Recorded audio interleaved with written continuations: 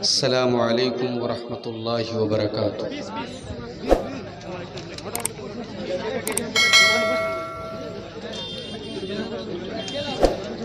الحمد للہ نحمده ونستعینه ونستغفره ونعوذ باللہ من شرور انفسنا ومن سیئات اعمالنا من يهده الله فلا مضل له ومن يضلل فلا هادي له واشهد ان لا اله الا الله وحده لا شريك له واشهد ان محمدا عبده ورسوله يا ايها الذين امنوا اتقوا الله حق تقاته ولا تموتن الا وانتم مسلمون يا ايها الناس اتقوا ربكم الذي خلقكم من نفس واحده وخلق منها زوجها وبث منهما رجالا كثيرا ونساء واتقوا الله الذي تساءلون به والأرحام إن الله كان عليكم رقيبا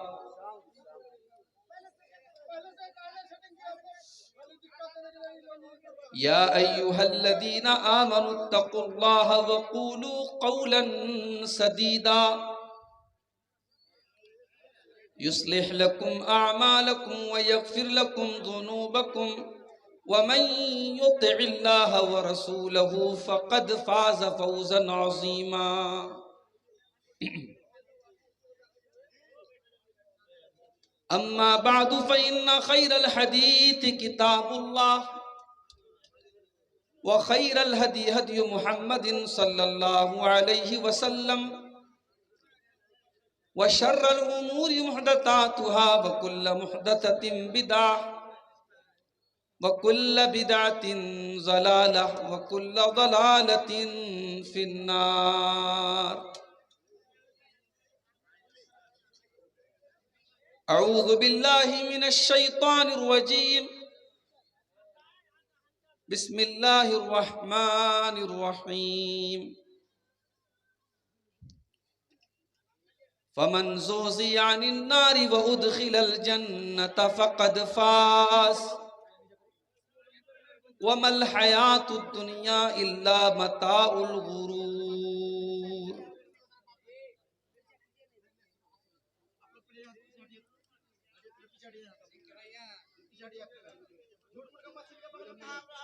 آہ جاتی ہے فلک پر رحم لانے کے لیے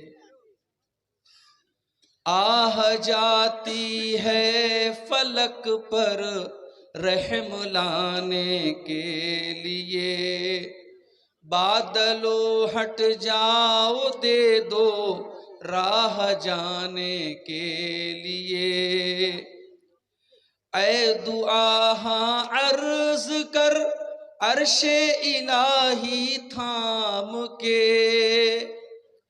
اے دعا ہاں عرض کر عرش الہی تھام کے اے خدا رخ پھیر دے اب گردش ایام کے رحم کر اپنے نہ آئینے کرم کو بھول جا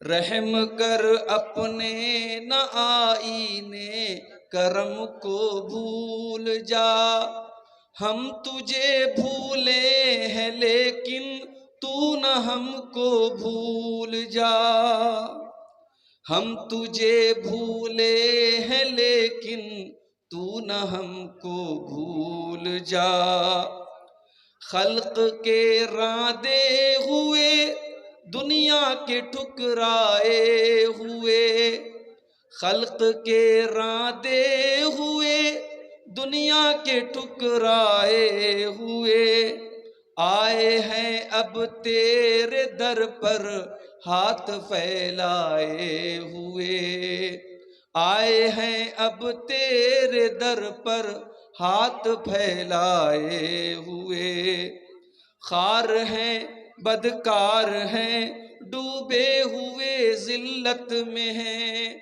خار ہیں بدکار ہیں ڈوبے ہوئے ذلت میں ہیں، کچھ بھی ہیں لیکن تیرے محبوب کی امت میں ہیں، کچھ بھی ہیں لیکن تیرے محبوب کی امت میں ہیں، حق پرستوں کی اگر کی تو نے دل جوئی نہیں، حق پرستوں کی اگر کی تو نے دل جوئی نہیں، تانا دیں گے بت کے مسلم کا خدا کوئی نہیں، تانا دیں گے بت کے مسلم کا خدا کوئی نہیں۔ محترم علماء کرام، بزرگوں، نوجوان ساتھیوں، پردہ نشین ماؤں اور بہنوں، پیارے بچوں، رات کے تقریباً 2 بج رہے ہیں۔ پچھلے سال آپ کے اسی چرخی میں کچھ مجبوریوں کی وجہ سے مجھے جلدی نکلنا تھا، پروگرام والے چاہ رہے تھے میں تھوڑا لیٹ آؤں، تھوڑی دیر تک تقریر کروں، لیکن اس وقت مجبوری تھی، مجھے ٹرین پکڑنا تھا، جلدی نکلنا تھا، بنارس میں کچھ ضروری کام تھا، اور آج الٹا معاملہ ہو گیا۔ جس ٹرین کو بنارس سے کٹیہار شام کو 5 بجے پہنچنا تھا، وہ ٹرین پہنچی ہے 12 بجے رات میں، اور آپ کے اس گاؤں میں پہنچتے پہنچتے 1 بجا، اور آتے ہی لوگوں نے کہا مولانا آپ جلدی سے اسٹیج پر چلیے، بہت سارے لوگوں کو یہ لگ رہا ہے کہ آپ آئیں گے نہیں، اور 12-13 گھنٹے کا لمبا سفر کرنے کے بعد میں ڈائریکٹ سیدھے اسٹیج پر آپ کے سامنے حاضر ہو گیا۔ اور ابھی ہمارے بنگالی زبان کے جو مقرر تھے، مجھے نام نہیں معلوم، وہ بڑے عبد الرحمن معراجی صاحب بڑے بہترین انداز میں آپ سے ادارے کے لیے تعاون حاصل کر رہے تھے۔ رب العالمین آپ سب نے جو تعاون کیا ہے، جو دان دیا ہے، جو چندہ دیا ہے، اللہ اس کو قبول فرمائے، اور مزید آپ کو اس نیکی کے کام میں بڑھ چڑھ کر کے حصہ لینے کی توفیق عطا فرمائے، آمین۔ میں 1-2 پروگراموں میں یہ بات میں نے کہی تھی کہ چینل والوں کو ریکارڈنگ کرنے کی اجازت نہیں دی جائے گی۔ کچھ چینل والوں نے پرسنلی مجھ سے کہا کہ شیخ آپ ایسی پابندی مت لگائیے، ہمیں بڑی دقت ہو جائے گی۔ کچھ چینل والوں نے یہاں تک کہا کہ ہمارا سارا دار و مدار اسی چینل پر ہے، اور اگر آپ اس پر پابندی لگائیں گے تو ہمیں بڑی مشکل آ جائے گی۔ میں نے پھر اس کے بعد اجازت دے دی، لیکن میں یہ دیکھ رہا ہوں کہ اتنے سارے چینلز ہیں اور اتنے سارے یہاں مائک لگے رہتے ہیں، اور پھر اسٹینڈ کھڑے رہتے ہیں، سامعین کو بھی بڑی دقتیں ہو رہی ہیں۔ تو میں سوچ رہا ہوں کہ اس سلسلے میں آئندہ کچھ سختی برتی جائے، اور یوٹیوب پر ابھی بھی میں دیکھ رہا ہوں کہ سیمانچل کے بہت سارے چینلز ایسے موجود ہیں جس میں الٹے سیدھے بھڑکاؤ بیہودہ گندے تھمبنیل لگا کر کے چاہے وہاں کی تقریریں ہوں، الغرض ان چینل والوں نے اپنے ویو کے لیے بہت کچھ ڈالا ہوا ہے، اور منع کرنے کے باوجود اس میں کوئی سدھار نظر نہیں آ رہا ہے۔ اس سلسلے میں ہمیں کوئی سخت اسٹیپ لینا ہی پڑے گا، اور میں نے محسوس کیا 2 پروگراموں میں جب چینل نہیں تھے تو اس طریقے کا کوئی ہنگامہ بھی نہیں تھا اور سکون سے پروگرام ہو رہے تھے. ہم یہ مناسب سمجھتے ہیں کہ اسی شکل کو باقی رکھا جائے.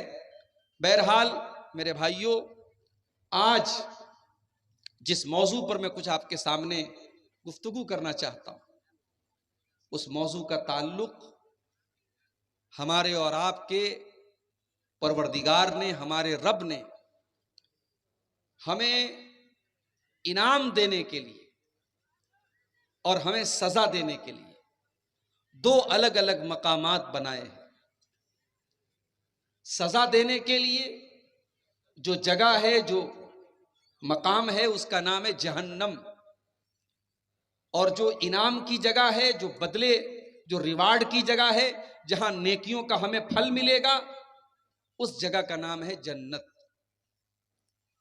تو آج کی ہماری تقریر کا ٹاپک ہے وہ کون سی چیزیں ہیں، وہ کون سے اعمال ہیں، وہ کون سی ایکٹیویٹیز ہیں جو ہمیں جنت میں لے کر کے جائیں گی.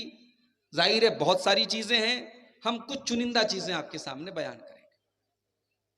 اس کے پہلے کہ ہم ان اعمال کو بیان کریں، ان چیزوں کو بیان کریں جو ہمیں جنت میں لے کے جاتی ہیں، پہلے ہم یہ سمجھ لیتے ہیں کہ جنت ہے کیا. جنت کا لفظ عربی زبان میں ایسے باغ کو جنت کہا جاتا ہے جو اتنا گھنا ہو کہ زمین نظر نہ آتی. اصل میں جنہ کے معنی عربی میں کسی چیز کا غائب ہونا، اسی لیے جنات کو جن کہا جاتا ہے، کیونکہ جن جو ہوتے ہیں وہ ہمیں نظر نہیں آتے، وہ ادرش ہوتے ہیں، انویزیبل ہوتے ہیں، ہم انہیں نہیں دیکھ سکتے، وہ ہمیں دیکھتے ہیں. تو جنت کہتے ہیں اس باغ کو جس میں اتنے پیڑ ہوں، اتنے درخت ہوں کہ زمین نظر نہ آ رہی ہو اوپر سے، اس کو کہتے ہیں جنت. اور شریعت میں جنت اس مقام کا نام ہے جو اللہ رب العالمین نے اپنے نیک بندوں کے لیے تیار کر کے رکھی ہے. اب وہ جنت کیسی ہے، اس میں کیا کیا ملے گا، وہ ایک الگ ٹاپک ہے. بس آپ اتنا سمجھ لیجئے کہ جنت ہمارے تصور سے، ہماری سوچ سے، ہماری امیجینیشن سے بہت اوپر کی چیز ہے. جو ہم سوچ نہیں سکتے، جنت اس سے بھی اوپر کی چیز ہے. دنیا میں ٹاپ سے ٹاپ نعمتیں، چاہے وہ مال کی نعمت ہو، چاہے وہ خوبصورتی کی نعمت ہو، چاہے وہ عورت کی نعمت ہو، چاہے وہ کھانے پینے کی لذتیں ہوں، دنیا میں جتنی طریقے کی لذتیں اور نعمتیں ہیں وہ جنت کی نعمتوں کے سامنے کوڑا ہے، کوڑا. جنت کیسی ہے، بس ایک آیت قرآن کی اپنے سامنے رکھی. اللہ تعالیٰ فرماتا ہے سورہ سجدہ کے اندر، جمعہ کے دن فجر کی نماز اگر آپ پڑھتے ہوں گے مسجد میں تو سورہ سجدہ کی تلاوت امام صاحب پہلی رکعت میں کرتے ہیں، اور یہ آیت ضرور آپ کے سامنے گزرتی ہے. فَلَا تَعْلَمُ نَفْسٌ مَّا أُخْفِيَ لَهُم مِّن قُرَّةِ أَعْيُنٍ جَزَاءً بِمَا كَانُوا يَعْمَلُونَ. ہم نے اپنے بندوں کی آنکھوں کی ٹھنڈک کے لیے، ان کے دل کے سکون کے لیے، ان کے دل کے قرار کے لیے، ان کو سکون پہنچانے کے لیے ہم نے جنت میں کون کون سی نعمتوں کو تیار کر کے رکھا ہے. فَلَا تَعْلَمُ نَفْسٌ، کوئی نہیں جانتا، کوئی سوچ بھی نہیں سکتا، کوئی تصور بھی نہیں کر سکتا کہ ہم نے جنت میں کون کون سی نعمتوں کو تیار کر کے رکھا ہے. اور اللہ کے نبی فرماتے ہیں، بخاری کی روایت ہے، اللہ کے نبی فرماتے ہیں کہ اللہ تعالیٰ کہتا ہے اعددت لعبادی الصالحین ما لا عین رات ولا اذن سمعت ولا خطر علی قلب بشر. اے میرے بندو، میں نے جنت میں اپنے بندوں کے لیے جن نعمتوں کو تیار کر کے رکھا ہے، نہ تو کسی کان نے سنا ہے، نہ تو کسی آنکھ نے دیکھا ہے، نہ کسی دل میں ان کا خیال آیا ہے، نہ کسی نے سوچا بھی ہوگا کہ ایسی نعمتیں ملیں گی. بھئی دنیا میں آپ کھانا کھاتے ہیں، بھوک لگتی ہے، کھانا کھاتے ہیں، آپ کی پسند کا کھانا آیا تو تھوڑا زیادہ کھاتے ہیں. اس کے بعد ایک ٹائم ایسا آتا ہے کہ کھانا کھاتے کھاتے آپ کی بھوک پوری ہو جاتی ہے، پیٹ بھر جاتا ہے، اس کے بعد آپ کو لگتا ہے یار چھوڑو بس ہو گیا، بہت ہو گیا. جنت میں ایسا نہیں. جنت میں کوئی بور نہیں ہوگا, کوئی اکتائے گا نہیں. لا یمسہم فیہا نصب وما ہم منہا بمخرجین. جنت میں کوئی تھکے گا نہیں, کوئی بور نہیں ہوگا, اور جنت میں جانے کے بعد کسی کو جنت سے نکالا نہیں جائے گا. جہنم سے تو لوگ نکلیں گے, جہنم میں جانے کے بعد بہت سارے لوگوں کو اللہ تعالیٰ ان کے گناہوں کی سزا دے کر کے یا اپنے نبی کی سفارش کے ذریعے ان کو جہنم سے نکالے گا. مگر جو جنت میں ایک بار چلا گیا اب جنت سے نکل نہیں سکتا. جنت میں یہ ڈر نہیں ہے. دنیا میں یہ ڈر ہوتا ہے نا, آج پیسہ ہے کل پتہ نہیں ہوگا کہ نہیں ہوگا, آج جوانی ہے کل بڑھاپا آ جائے گا. جنت میں بڑھاپا نہیں آئے گا. جنت میں جتنے لوگ ہوں گے سب جوان ہوں گے, 30 سے 33 سال, 30 سے 33 سال کے بیچ, ایئرس کے بیچ میں. اور جنت میں سب خوبصورت ہوں گے. دنیا میں اگر کوئی انسان بدصورت بھی رہے گا, جنت میں جاتے ہی ایسی ہوا چلے گی اس کو بہترین ہو جائے گا, اس کی شکل بہترین ہو جائے گی. سب کی ہائٹ ایک جیسی ہوگی, وہاں کوئی لمبا کوئی ناٹا نہیں, سب کی ہائٹ برابر ہوگی. اور جنت کی عورتیں, اللہ اکبر, اللہ نے فرمایا سورہ رحمان کے اندر, فیہن قاصرات الطرف لم یطمثہن انس قبلہم ولا جان.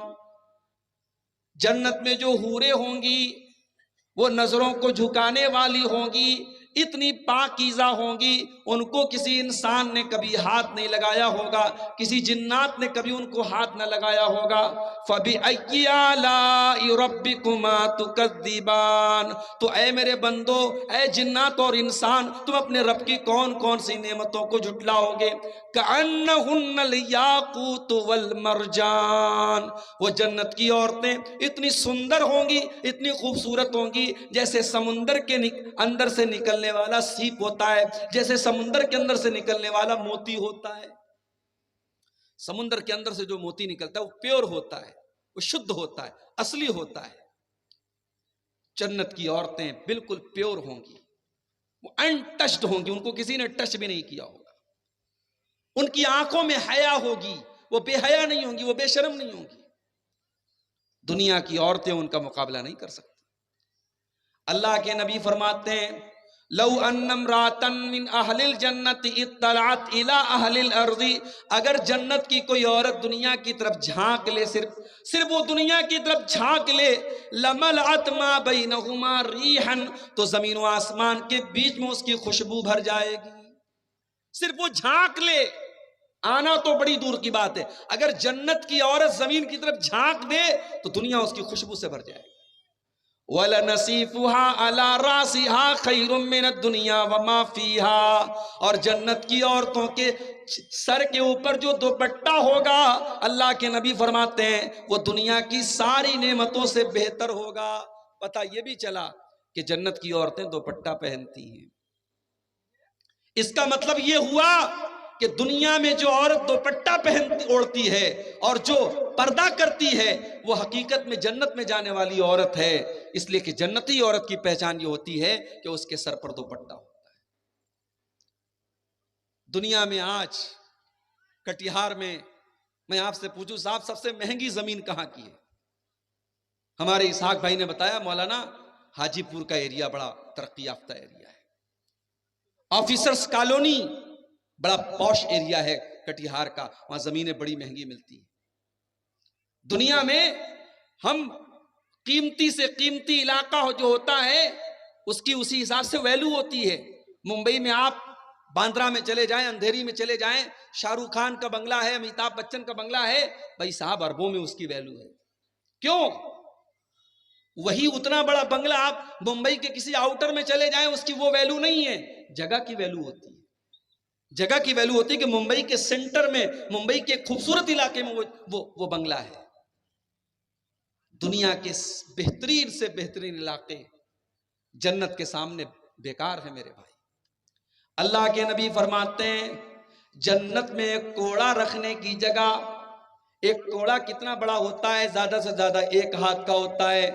ہم یہ کہہ سکتے ہیں جنت میں 1 اسکوائر فٹ ایریا جنت میں 1 اسکوائر فٹ ایریا اللہ کے نبی فرماتے خیر من الدنیا وما فیہا، دنیا کی تمام نعمتوں سے بہتر ہے، دنیا میں بہترین سے بہترین علاقے جنت کے 1 اسکوائر فٹ ایریا کا مقابلہ نہیں کر سکتے۔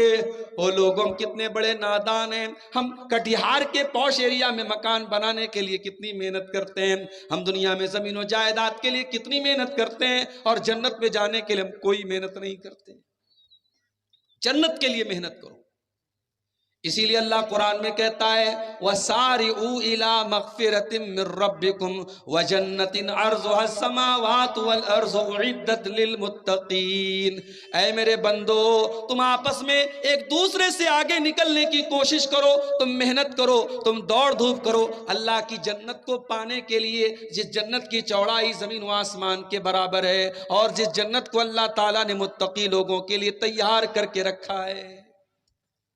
دنیا میں عورتوں کے ساتھ بڑے مسائل ہیں صاحب، بہت ساری گندگیاں ان کے ساتھ لگی ہیں، جنت کی عورتیں ہر قسم کی گندگی سے پاک ہیں۔ دنیا میں ہم کھانا کھاتے ہیں تو ساتھ میں لیٹرین بھی کرتے ہیں، جنتیوں کو لیٹرین کی حاجت نہیں، کھانا کھایا انہوں نے، اس کے بعد پسینہ ہوا اور پسینے کے ذریعے ان کا کھانا ہضم ہو گیا، پھر دوبارہ بھوک لگے گی، ان کو جو چاہیے ان کے کھانے پینے کی ساری نعمتیں جنت کے اندر اویلیبل رہیں گی۔ یہ ہے جنت میرے بھائی، کبھی انشاءاللہ اس پر ہم الگ سے بات کریں گے کہ جنت کی نعمتوں کا قرآن و سنت میں کیا ذکر کیا گیا۔ آج کا ہمارا ٹاپک یہ ہے وہ کون سی ایسی چیزیں ہیں جو جنت میں ہمیں لے کر کے جاتی ہیں، اور یہ بات نوٹ کر لیجئے، کامیابی یہ نہیں ہے کہ آپ لال بتی والی گاڑی پر گھومیں، کامیابی یہ نہیں ہے کہ بہار گورنمنٹ میں آپ کو منسٹر بنا دیا جائے، گاؤں کا پردھان بنا دیا جائے، ویدھان سبھا کا ودھایک بنا دیا جائے، اور گاؤں میں سب سے زیادہ دولت آپ کے پاس ہو جائے۔ کامیابی یہ نہیں ہے میرے بھائی، کامیابی میرے رب کی نظر میں، کامیابی اللہ کی نظر میں کیا ہے؟ قرآن کا 3 پارہ کھولو، سورہ آل عمران کے اندر اللہ فرماتا ہے فَمَنْ زُحْزِحَ عَنِ النَّارِ وَأُدْخِلَ الْجَنَّةَ فَقَدْ فَازَ وَمَا الْحَيَاةُ الدُّنْيَا إِلَّا مَتَاعُ الْغُرُورِ۔ میرے بندو، حقیقت میں کامیاب تو وہ انسان ہے جس کو ہم نے جہنم سے بچا لیا اور جس کو جنت میں ڈال دیا۔ جو جنت میں چلا گیا وہی کامیاب ہے، اور جو دنیا کے چکر میں پڑا ہوا ہے وہ کان کھول کر کے سن لیں وَمَا الْحَيَاةُ الدُّنْيَا إِلَّا مَتَاعُ الْغُرُورِ۔ دنیا کی زندگی تو دھوکہ ہے، دھوکہ۔ بڑا ناز تھا فرعون کو اپنی حکومت پر، فرعون یہ سمجھتا تھا حکومت یہ کامیابی ہے، لیکن فرعون جو اپنی حکومت اور بادشاہت پر بہت غرور کرتا تھا، بہت ناز کرتا تھا، جو موسیٰ علیہ السلام کا مذاق اڑایا کرتا تھا، اللہ تعالیٰ نے اسی فرعون کو پانی میں ڈوبا ڈوبا کر کے مار ڈالا، پانی میں ڈوب کر کے مر گیا۔ اور جب مرنے لگا تو فرعون کہتا ہے کہ میں اللہ کے اوپر ایمان لاتا ہوں، میں اس اللہ کے اوپر ایمان لاتا ہوں جس اللہ کے اوپر بنی اسرائیل ایمان لاتے ہیں۔ اللہ نے فرمایا آلآن وقد عصیت من قبل، اے فرعون آج تک تو ہماری نافرمانی کرتا رہا، آج تک تو ہمارا مذاق اڑاتا رہا، اور آج اپنے سامنے موت کو دیکھ کر کے تو ایمان لے آیا۔ فَالْيَوْمَ نُنَجِّيكَ بِبَدَنِكَ لِتَكُونَ لِمَنْ خَلْفَكَ آیَةً، اے فرعون آج ہم تجھے اس پانی کے اندر موت کی نیند تو سنائیں گے، مگر اے فرعون ہم تیری ڈیڈ باڈی کو سلامت رکھیں گے، تیرے بدن کو سلامت رکھیں گے، تیری ڈیڈ باڈی کو آنے والی نسلوں کے لیے باقی رکھیں گے، آنے والی نسلیں دیکھیں گی۔ دیکھو فرعون بہت بڑا بادشاہ تھا، مگر اللہ نے اس کا انجام کیا کیا؟ جب اس نے اللہ کی نافرمانی کی، جب اس نے اللہ کا مذاق اڑایا، اللہ نے اس کا انجام کیا کیا؟ تیری لاش دیکھ کر کے دنیا عبرت حاصل کرے گی۔ بہت پیسے والا تھا قارون، اس نے دولت کو کامیابی سمجھا ہوا تھا۔ جب وہ کپڑا پہن کر سج سور کر کے سج دھج کر کے نکلا کرتا تھا تو اس کی قوم کے لوگ بیچارے بڑے بڑے جوش میں آ کر کے کہتے تھے یا لیت لنا مثل ما اوتی قارون، اے کاش ہمارے پاس بھی اتنی دولت آ جائے جتنی دولت قارون کے پاس ہے۔ اتنی دولت تھی قارون کے پاس کہ قرآن کہتا ہے وَآتَيْنَاهُ مِنَ الْكُنُوزِ مَا إِنَّ مَفَاتِحَهُ لَتَنُوءُ بِالْعُصْبَةِ أُولِي الْقُوَّةِ، کہ قارون کے خزانوں کی چابیوں کو بڑے بڑے پہلوان بڑی مشکل سے اٹھایا کرتے تھے۔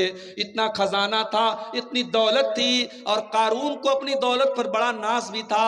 قارون کہا کرتا تھا انما اوتیتہ علی علم، یہ دولت تو میرے باپ دادا سے مجھے نہیں ملی ہے، میں نے اس کو وراثت میں نہیں پایا ہے، یہ دولت تو میری نالج سے ملی ہے، میرے ٹیلنٹ سے ملی ہے، میں اس لائق تھا اس لیے مجھ کو یہ دولت ملی ہے۔ اللہ نے فرمایا ٹھیک ہے، اب ہم تجھے مزہ چکھاتے ہیں۔ اللہ فرماتا ہے فَخَسَفْنَا بِهِ وَبِدَارِهِ الْأَرْضَ، ہم نے قارون کو اور قارون کے محل کو، قارون کے خزانے کو زمین کے اندر دھسا دیا، قارون کی ساری دولت بھی قارون کے ساتھ زمین کے اندر دفن ہو گئی۔ اس دنیا کی اوقات کیا ہے میرے بھائی؟ اللہ نے ایک لفظ میں بتا دیا یہ دنیا کیا ہے، وَمَا الْحَيَاةُ الدُّنْيَا إِلَّا مَتَاعُ الْغُرُورِ، یہ دنیا تو دھوکے کا سامان ہے، یہ دنیا دھوکے باز ہے، یہ دنیا بے وفا ہے، اس دنیا نے آج تک کسی کے ساتھ وفا نہیں کی ہے۔ آپ بے ایمانی کریں گے، آپ دوسروں کا حق ماریں گے، کچھ زمین بنا لیں گے، کچھ جائیداد بنا لیں گے، مگر میرے پیارے ساتھیوں جس دن موت آئے گی، جس دن دل کی دھڑکن بند ہو جائے گی، جس دن سانسوں کی ڈور تھم جائے گی، ساری زمین جائیداد آپ کے بچوں کی ہو جائے گی، آپ کے گھر والوں کی ہو جائے گی، اور آپ کے ہاتھ کیا جائے گا؟ آپ تو خالی ہاتھ آئے تھے اور خالی ہاتھ اللہ کے پاس جائیں گے، 2 گز زمین کے نیچے جائیں گے۔ میرے پیارے ساتھیوں اللہ فرما رہا ہے وَمَا الْحَيَاةُ الدُّنْيَا إِلَّا مَتَاعُ الغرور، میرے بندو یہ دنیا تو دھوکے کا سامان ہے۔ ہارون رشید ایک بہت بڑا بادشاہ گزرا ہے عباسی دور کا۔ ایک مرتبہ ہارون رشید نے اپنے دور کے بہت بڑے عالم سے پوچھا کہ مجھے کوئی نصیحت کر دیجیے، تو انہوں نے کہا کہ میں آپ کو کیا نصیحت کروں، میں آپ سے بس 2 سوال کرنا چاہتا ہوں۔ کیا سوال ہے؟ کہا مان لیجئے کہ آپ سفر پہ نکلے ہیں، ریگستان میں آپ سفر کر رہے ہیں اور بہت زور سے آپ کو پیاس لگی ہے اور دور دور تک پانی آپ کو نظر نہیں آ رہا ہے، اور پیاس اس قدر لگی ہوئی ہے کہ پانی نہ ملا تو آپ مر جائیں گے۔ اتنے میں آتا ہے ایک آدمی اور اس کے پاس ایک پیالہ ہے اور پیالے میں 2 گھونٹ پانی ہیں، وہ کہتا ہے بادشاہ سلامت یہ 2 گھونٹ پانی میں آپ کو دے سکتا ہوں، شرط یہ ہے کہ آپ اپنی آدھی حکومت مجھے دے دیں، میں یہ 2 گھونٹ پانی آپ کو دے دوں گا۔ تو بادشاہ سلامت آپ یہ بتائیے کہ آپ کیا کریں گے، اس کو حکومت دے دیں گے یا نہیں دیں گے؟ بادشاہ نے کہا اگر ایسی بات ہے، اگر میری جان خطرے میں آ چکی ہے، میں اس قدر پیاسا ہوں کہ مجھے پانی نہ ملا تو میں مر جاؤں گا، تو جان سے بڑھ کے کیا ہے، میں آدھی حکومت دے کر کے وہ 2 گھونٹ پانی پی کر کے اپنی جان بچا لوں گا۔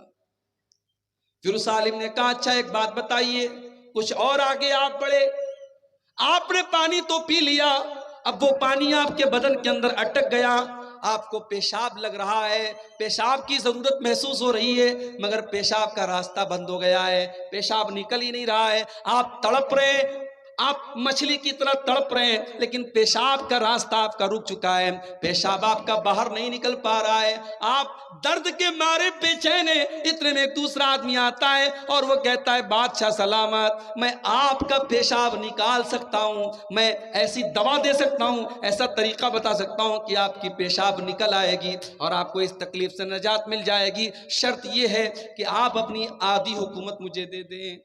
تو آپ کیا کریں گے، اسے دے دیں گے آدھی حکومت؟ ہارون رشید نے کہا اگر ایسا معاملہ آ گیا، میری جان پر بن چکی ہے اور پیشاب رک جانے کی وجہ سے میں تکلیف میں پڑ گیا ہوں، تو میں تو یہی کروں گا، میں آدھی حکومت اس کو دے دوں گا اور میں اس کا آفر قبول کر لوں گا۔ کہا اے بادشاہ سلامت بس، جس حکومت کی اوقات یہ ہے کہ پانی کے چند قطرے اور پیشاب کے چند قطروں سے زیادہ آپ کی حکومت کی ویلیو نہیں ہے، اے بادشاہ سلامت اس حکومت پر کبھی ناز نہ کرنا، اس حکومت پر کبھی غرور نہ کرنا، اس حکومت پر کبھی اترانا نہیں، کبھی تکبر نہ کرنا۔ آج آپ دیکھ لیں صاحب، جن کے ہاتھ میں پاور ہے وہ اپنے پاور کا کیسا استعمال کر رہے ہیں۔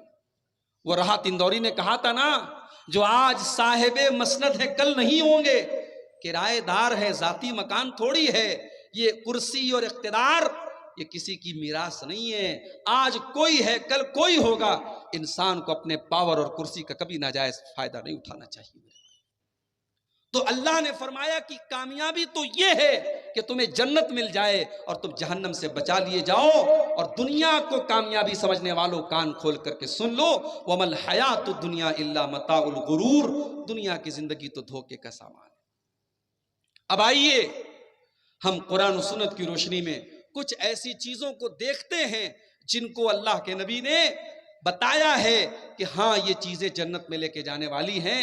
مگر میں بڑے ادب سے کہنا چاہتا ہوں میرے بھائیوں, آپ رات کے 2:30 اور 3 بجے تقریر سن رہے ہیں. یہ ٹائم ایسا ہے, یہ اللہ کی قبولیت کا ٹائم ہے. میرے بھائیوں, اس دعا کے ساتھ آپ یہ تقریر سنیں کہ میں جو باتیں بیان کروں گا, جو اعمال بیان کروں گا جنت میں لے کے جانے والے, رب العالمین کہنے والے کو اور سننے والوں کو سب کو عمل کی توفیق عطا فرمائے. ہم صرف کہیں نہ اور ہم صرف سنیں نہ, بلکہ ہم اس پر عمل بھی کریں. اللہ ہم کو اس کی توفیق دے. تو آئیے ہم شروع کرتے ہیں. سب سے پہلی چیز جو جنت میں لے کر کے جائے گی, جس کے بغیر جنت میں آپ جا ہی نہیں سکتے, وہ کیا ہے؟ وہ توحید ہے. جب تک آپ توحید پر نہیں آ جائیں گے, ایک اللہ کی عبادت آپ نہیں کریں گے, ایک اللہ کے آگے آپ کا سر نہیں جھکے گا, اور ایک اللہ کی توحید کا اقرار آپ نہیں کریں گے, تب تک آپ جنت میں نہیں جا سکتے. اللہ کے نبی فرماتے ہیں, من شہید اللہ الہ الا اللہ خالصا من قلبہ دخل الجنہ, جو دل کی گہرائی سے لا الہ الا اللہ کا اقرار کرے گا, جو دل سے لا الہ الا اللہ پڑھے گا, جو دل سے کلمہ توحید کا اقرار کرے گا, جو دل سے ہر طریقے کے شرک کو مٹا دے گا, دخل الجنہ, ایسا انسان جنت میں داخل ہوگا. مگر آپ کیا بولیں گے؟ ہمارے اور آپ کے بیچ میں ایسے لوگ بیٹھے ہیں جو نماز میں آتے تو کہتے ہیں ایاک نعبد و ایاک نستعین, اے اللہ ہم تیری ہی عبادت کرتے ہیں اور تجھ ہی سے مدد مانگتے ہیں. اور نماز کے باہر کشتی لڑنے جاتے ہیں پہلوان کے سامنے تو کہتے ہیں یا علی مشکل کشا, علی کو مشکل کشا بنا دیا. اولاد چاہیے تو کسی بابا کے مزار پہ جا کے اولاد کا سوال کرتے ہیں. دولت چاہیے تو کسی کو غریب نواز کا لقب دے دیتے ہیں. مدد چاہیے تو کسی کو غوث اعظم کا لقب دے دیتے ہیں, کسی کو داتا بنا لیتے ہیں, کسی کو گنج بخش بنا لیتے ہیں. جو مقام اللہ کا ہے, جو درجہ اللہ کا ہے, وہ غیر اللہ کو دے دیتے ہیں. اور اگر آپ کو یقین نہ آتا ہو, ہمارے یو پی میں بہت ساری مثالیں آپ کو مل جائیں گی.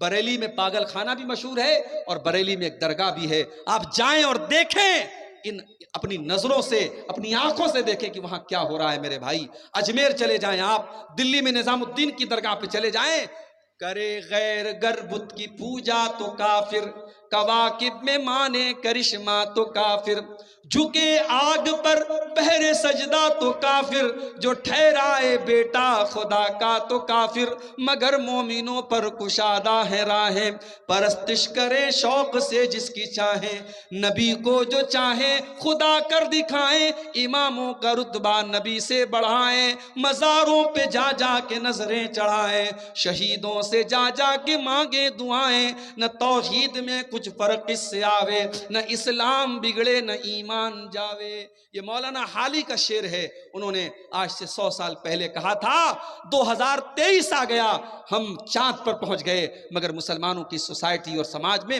آج بھی یہ تمام چیزیں ہو رہی ہیں. میرے بھائیوں, جب ہم شرک کریں گے, جب اللہ کی توحید کے ساتھ غداری کریں گے, جب ہم غیر اللہ کے نام پہ بکرے ذبح کریں گے, غیر اللہ کے نام پہ مرغے ذبح کریں گے, جب اپنے بچوں کو لال کالے پیلے تعویذ پہنائیں گے, جب ہماری توحید گڑبڑ ہوگی تو اللہ کی مدد کہاں سے آئے گی؟ اللہ کے نبی کہہ رہے ہیں جو توحید پر رہے گا جنت اس کو ملے گی. اور ایک بات اور نوٹ کر لیجئے, صرف توحید پر رہنا کافی نہیں ہے, آخری دم تک توحید پر رہنا یہ ضروری ہے. ساری زندگی انسان توحید پر رہا, مرنے کے پہلے اس نے شرک کر لیا اور بغیر توبہ کی اس کا انتقال ہو گیا. اب اللہ تبارک و تعالیٰ کیا اس کی ساری زندگی بھر کی نیکیاں تو برباد ہو جائیں گی. اس لیے کہ اللہ قرآن میں کہتا ہے وَلَا تَمُوتُنَّ إِلَّا وَأَنْتُمْ مُسْلِمُونَ, اے مسلمانوں کان کھول کر کے سن لو, تمہیں موت آئے تو ایمان کی حالت میں آئے, تمہیں موت آئے تو توحید کی حالت میں آئے, مرتے دم تک تمہیں توحید کی حفاظت کرنا ہے, ایمان پر خاتمہ ہونا ضروری ہے. اگر ایمان پر خاتمہ نہ ہوا, اگر شرک کے اوپر تمہارا خاتمہ ہوا تو تم برباد ہو جاؤ گے. آپ دیکھ لیں، ابو طالب کا نام سنا ہے آپ نے؟ بولو بھائی، سن رہے ہو یا سو گئے؟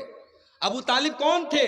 نبی کے چچا تھے، نبی کو پالا تھا، نبی کا ڈیفنس کرتے تھے، نبی سے محبت کرتے تھے، سب تھا، ایمان نہیں لائے تھے۔ ابو طالب کا آخری ٹائم آیا، اللہ کے پیارے نبی اپنے چچا کے پاس جاتے ہیں، بخاری کے الفاظ ہیں، اور کہتے ہیں یا عمی قل لا الہ الا اللہ، اے چچا جان آپ کلمہ پڑھ لیجئے، آپ لا الہ الا اللہ پڑھ لیجئے، اے چچا جان میں گارنٹی دے رہا ہوں اگر آپ یہ کلمہ پڑھ کر کے دنیا سے جائیں گے، اے چچا میں اللہ تعالیٰ کے ہاں اس کلمے کے ذریعے آپ کے لیے بحث کروں گا۔ میرے چچا نے کلمہ پڑھا تھا، اے اللہ تو میرے چچا کو جنت میں ڈال دے، اے چچا بس آپ کلمہ پڑھ دیجئے۔ اللہ کے نبی اپنے چچا کو کلمہ پڑھنے کے لیے پریشر ڈال رہے ہیں، آپ ان کے اوپر دباؤ ڈال رہے ہیں، اور وہیں پر ابو لہب بھی بیٹھا تھا، وہیں پر عبداللہ ابن امیہ بھی بیٹھا تھا، یہ دونوں گرو گھنٹال بھی بیٹھے تھے۔ ان دونوں نے کہا خبردار ابو طالب، اپنے باپ دادا کا طریقہ مت چھوڑنا، بڑا مشکل کام ہے۔ ابھی میرا پروگرام تھا اسی بہار میں، ایک جگہ پڑتی ہے جہان آباد، جہان آباد کے آگے گاؤں ہے، گاؤں کا نام ہے ڈبری، بڑا پچھڑا ہوا علاقہ ہے۔ پچھلے جمعہ کو میرا پروگرام تھا، گیا میں وہاں بیچارے دو چار لڑکے اہل حدیث ہوئے۔ آپ کے علاقے میں 100% لوگ اہل حدیث ہیں، آپ اللہ کا شکر ادا کریں، ورنہ اسی ہندوستان میں نہیں، اسی بہار میں کتنے ایسے گاؤں ہیں میرے بھائی جہاں 2 آدمی 4 آدمی اہل حدیث ہے بیچارے، وہ اگر کہیں سینے پر ہاتھ باندھے تو ان کو مارا جاتا ہے، کسی مسجد میں جا کر کے وہ آمین زور سے بولتے ان کو نکال دیا جاتا ہے، وہ بیچارے مجبور ہیں، ان کے بچے اپنے باپ کے اہل حدیث ہونے کے باوجود اور قرآن و حدیث پر چلنے والا ہونے کے باوجود ان کے بچے ماحول نہ ملنے کی وجہ سے اور سماج نہ ملنے کی وجہ سے بچے دوسرے راستے پر چلے جاتے ہیں۔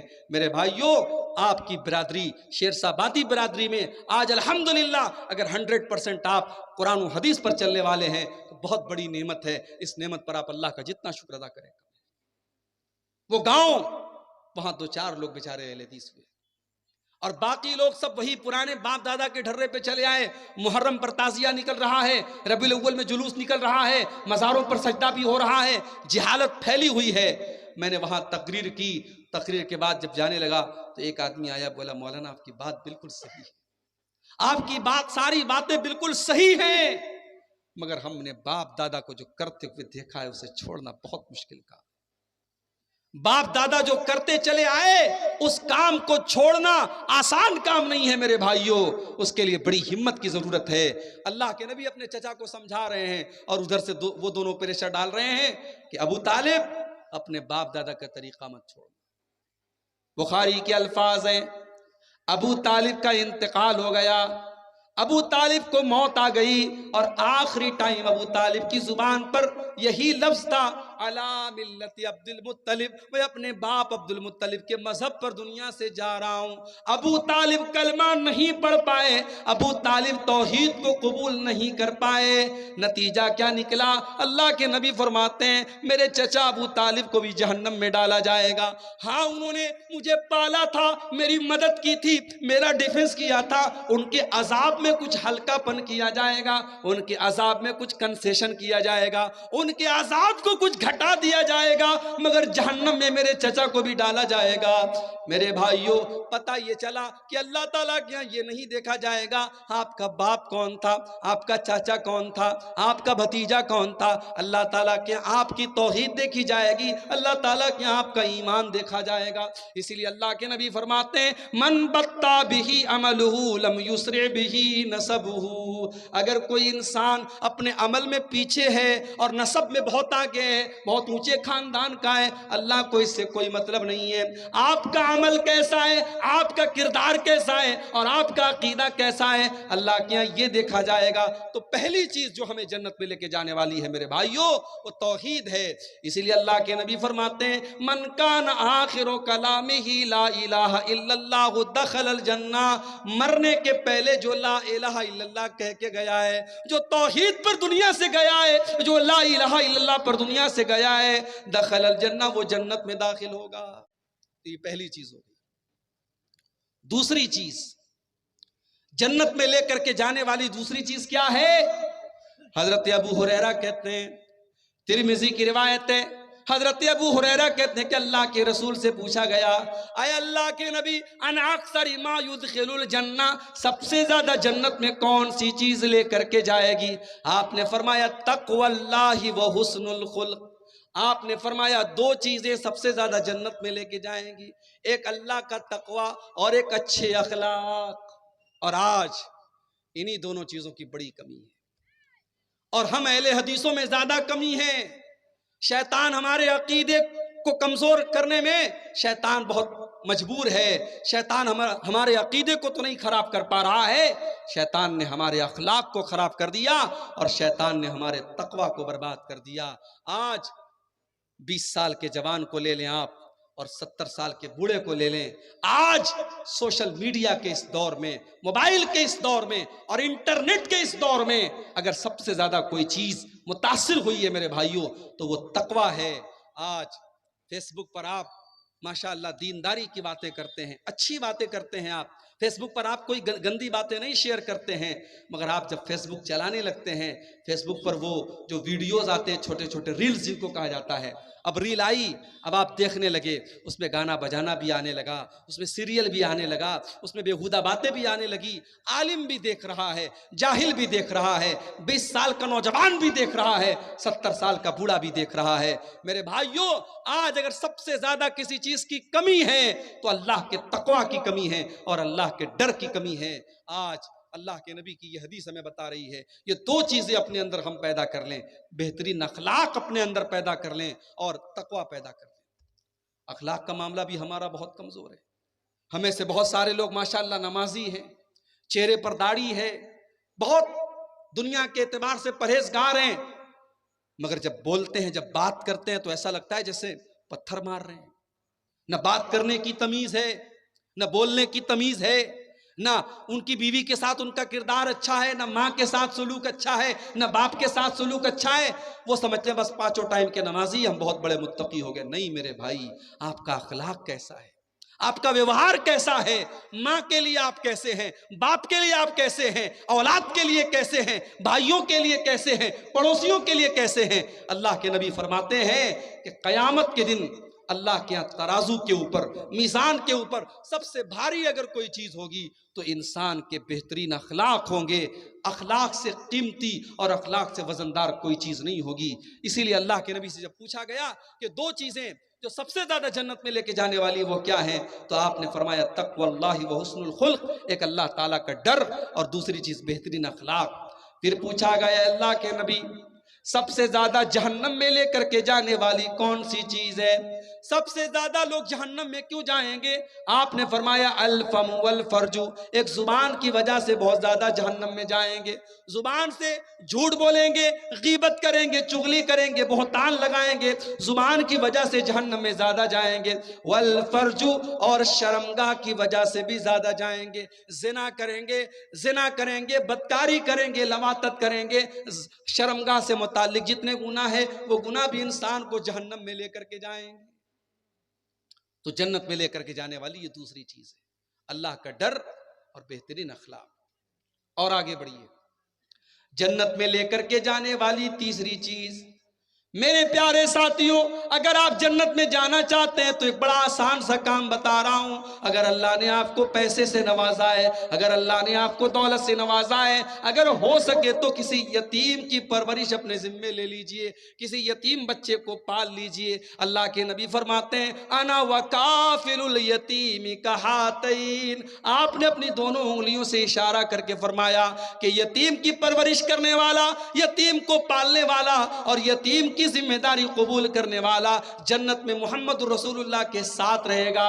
اتنا ساتھ رہے گا، آپ نے دونوں انگلیوں سے اشارہ کر کے فرمایا کہ جیسے یہ دونوں انگلیاں ایک دوسرے سے جڑی ہوئی ہیں، ایک دوسرے سے ملی ہوئی ہیں، یتیم کو پالنے والا میرے ساتھ جنت میں اس طریقے سے رہے گا۔ یتیم کا بڑا حق ہے میرے بھائی۔ سماج میں اگر کوئی یتیم بچہ ہے، ہو سکے تو اس کی پرورش اپنے ذمہ لو، نہیں کر سکتے اس کی پڑھائی کا خرچ اپنے ذمہ لے لو۔ کتنے بچے ہیں بیچارے یتیم ہیں، پڑھنے میں بڑے ٹیلنٹڈ ہیں، مدرسے کی فیس نہیں دے پا رہے ہیں، اور قوم کے پاس بہت پیسہ ہے اپنے فالتو کاموں کے لیے، اپنے حرام کاموں کے لیے بہت پیسہ ہے۔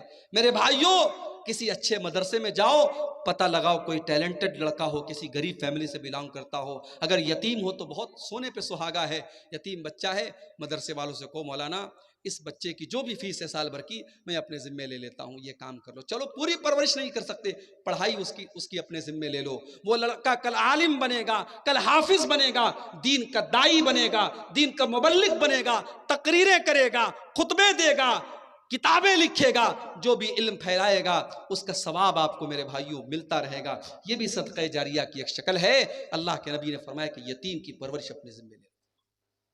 3 چیزیں ہو گئی۔ نمبر 4، جنت میں لے کر کے جانے والی چوتھی چیز، یہ بھی بہت آسان کام ہے، بس 2 کام آپ کو کرنا ہے۔ یہ حدیث سنا دیتا ہوں۔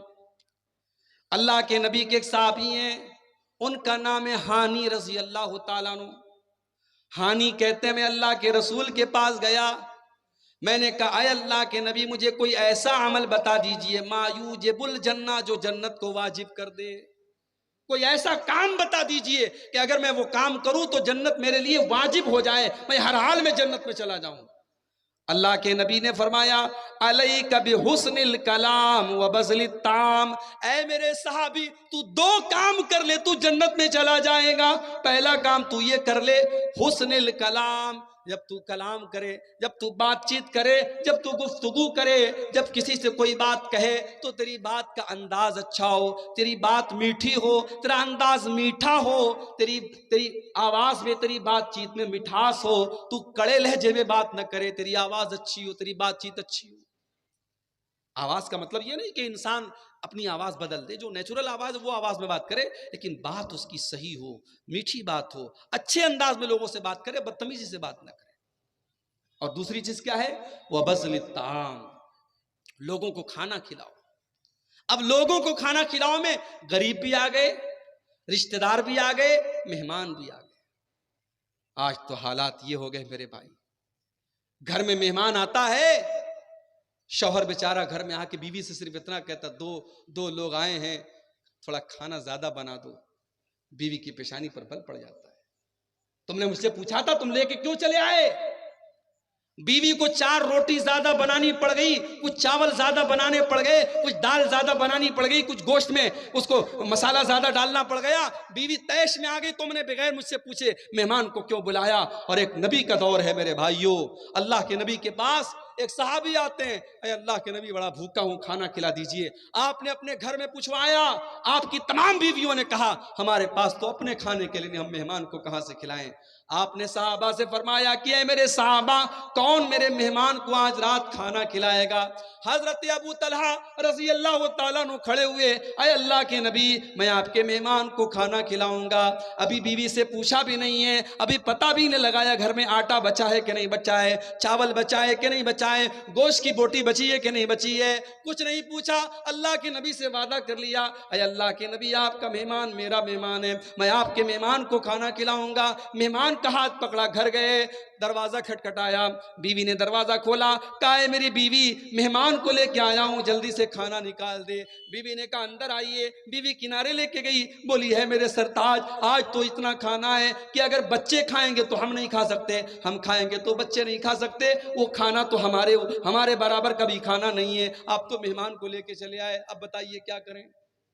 کہا ایک کام کرو بچوں کو سلا دو، بچوں کو سلا دو اور میں مہمان کو گھر میں لے کے آتا ہوں، کھانا پلیٹ میں لے آؤ اور میرے سامنے بھی خالی پلیٹ رہے گا، اور جیسے ہی کھانے کا ٹائم آئے گا چراغ کی بتی بجھا دینا، مہمان کو ایسا لگے گا میں بھی کھانا کھا رہا ہوں، مہمان کا پیٹ بھر جائے، ہم دونوں میاں بیوی بعد میں کبھی کھا لیں گے، بھوکے رہ لیں گے، کوئی مسئلہ نہیں۔ میری پیاری ماؤں بہنوں، آج چراغ لے کے ڈھونڈو، ایسی بیویاں نہیں ملیں گی، ایسی عورتیں نہیں ملیں گی۔ حضرت ابو طلحہ مہمان کو گھر میں لے کر کے آئے، مہمان کے سامنے کھانا رکھ دیا، اپنے سامنے خالی پلیٹ رکھ دیا اور چراغ کی بتی کو کھانے کے ٹائم بجھا دیا، اور جھوٹ موٹ اپنا منہ چلانے لگے۔ مہمان سمجھا کہ یہ لوگ بھی کھانا کھا رہے ہیں، مہمان نے پیٹ بھر کے کھانا کھا لیا۔ صبح ہوئی، ابو طلحہ اللہ کے نبی کے پاس آتے ہیں، اللہ کے نبی کہتے ہیں اے ابو طلحہ تم نے اور تمہاری بیوی نے جو کام کیا ہے مجھے اللہ تعالیٰ نے وہ کام بتا دیا ہے، اور اللہ تعالیٰ تم دونوں میاں بیوی کے اس عمل سے بہت خوش ہوا ہے۔ وہ لوگوں، صحابہ کے دور میں اتنی دولت تو نہیں تھی، اتنے بڑے بڑے مکانات تو نہیں تھے، ان کے پاس بڑی بڑی گاڑیاں تو نہیں تھی، مگر صحابہ کے دل بہت بڑے تھے۔ وہ لوگوں، اپنے دل کو تھوڑا بڑا کر دو۔ اگر تمہارے کچھ رشتہ دار آ کر کے تمہارے گھر میں کھانا کھا لیں، کچھ مہمان تمہارے گھر میں آ کے کھانا کھا لیں، اس میں کوئی حرج کی بات نہیں ہے۔ اللہ کے نبی فرماتے ہیں یہ دو کام جنت میں لے کر کے جانے والا ہے۔ علیکا بحسن الکلام وبذل الطعام، اپنی گفتگو کو اچھا کر لو اور کھانا کھلایا کرو، یہ دو کام ایسا ہے جس کی وجہ سے تم کو جنت ملے گی۔ اور آگے بڑھیے، جنت میں لے کر کے جانے والا ایک اور کام ہے، جب دنیا بستر پہ سو رہی ہو یا رات میں کچھ منچلے قسم کے نوجوان موبائل پر کسی کے ساتھ بات چیت میں مگن ہوں، چیٹنگ میں مگن ہوں، یا کچھ لڑکے رات میں بیٹھ کر کے فلمیں دیکھ رہے ہوں، رات کے اس آخری پہر میں اگر اللہ کا کوئی بندہ اٹھ کر کے تہجد کی نماز پڑھتا ہے، قیام اللیل کرتا ہے اور رات کی نماز پڑھتا ہے، تو یہ نماز بھی انسان کو جنت میں لے کر کے جاتی ہے۔ اللہ نے ایسے لوگوں کا تذکرہ کرتے ہوئے سورہ سجدہ کے اندر فرمایا، تتجافا جنوبهم عن المضاجع يدعون ربهم خوفا وطمعا۔ میرے نیک بندے تو وہ ہیں، میرے متقی بندے تو وہ ہیں، میرے ڈرنے والے، اللہ سے ڈرنے والے بندے تو وہ ہیں، جب رات میں دنیا والے آرام سے بستروں پر سوتے رہتے ہیں، وہ بستروں سے الگ ہو کر اللہ کی بارگاہ میں کھڑے ہو کر کے، لیٹ کر کے اللہ کی بارگاہ میں سجدے کر کر کے اللہ کو یاد کیا کرتے ہیں۔ وَمِمَّا رَزَقْنَاهُمْ يُنْفِقُونَ، اور ہم نے جو روزی دی اس میں سے وہ خرچ بھی کرتے ہیں۔ تہجد کی نماز یہ بھی انسان کو جنت میں لے کر کے جاتی ہے میرے بھائی۔ اسی لیے اللہ کے رسول جب مدینہ پہنچے، آپ نے مدینہ پہنچنے کے بعد سب سے پہلا پیغام جو لوگوں کو دیا تھا وہ کیا دیا تھا؟ ایھا الناس افشوا السلام واتموا الطعام وصلوا الارحام وصلوا باللیل والناس نیام تدخلوا الجنة بسلام۔ او لوگو، چار کام کر لو تم جنت میں چلے جاؤ گے۔ افشوا السلام، سلام کو پھیلاؤ، سلام کو بڑھاؤ، سلام کو پھیلاؤ، زیادہ سے زیادہ ایک دوسرے کو سلام کیا کرو، سلام پھیلاؤ۔ اور دوسرا کام وَاتِمُوا الطَّعَامَ، کھانا کھلایا کرو، مہمان کو، غریبوں کو، رشتہ داروں کو خوب کھانا کھلایا کرو۔ وَصِلُوا الْأَرْحَامَ، اور رشتوں کو جوڑا کرو۔ وَصَلُّوا بِاللَّيْلِ وَالنَّاسُ نِيَامٌ، اور جب راتوں میں لوگ بستر پہ سو رہے ہوں اس ٹائم تہجد کی نماز پڑھا کرو، اس ٹائم قیام اللیل کیا کرو۔ وہ لوگوں، اتنا کام اگر تم کر لو گے تدخلوا الجنۃ بسلام، تو بڑے آرام سے جنت میں چلے جاؤ گے۔ جنت میں لے کر کے جانے والا ایک اور کام ہے۔ 5 ٹائم کی نماز فرض ہے، 5 ٹائم کی پڑھنا ہے، مگر 2 نمازیں اس میں خاص طور سے ایسی ہیں جو عام طور سے ہماری اور آپ کی چھوٹ جاتی ہے۔ ایک ہے فجر کی نماز، جو رات میں ہم سوتے ہیں تو چھوٹ جاتی ہے، اور دوسری عصر کی نماز، دوپہر میں آرام کرتے تو چھوٹ جاتی ہے۔ ان 2 نمازوں کو جو پابندی سے پڑھے گا، من صلی البردین دخل الجنہ، اللہ کے نبی فرماتے ہیں 2 ایسی نمازیں ہیں جو ٹھنڈے ٹائم میں پڑھی جاتی ہیں، ایک فجر کی نماز، ایک عصر کی نماز۔ یہ 2 ٹھنڈی نمازوں کو جو پابندی سے پڑھے گا، اس کا مطلب یہ نہیں کہ باقی 3 کو چھوڑ دے گا، چونکہ یہ دونوں نمازیں زیادہ اہم ہیں اور زیادہ عام طور سے ان دونوں نمازوں میں غفلت ہوتی ہے، اس لیے اللہ کے نبی فرماتے ہیں ان 2 نمازوں کو جو پابندی سے پڑھے گا وہ جنت میں جائے گا۔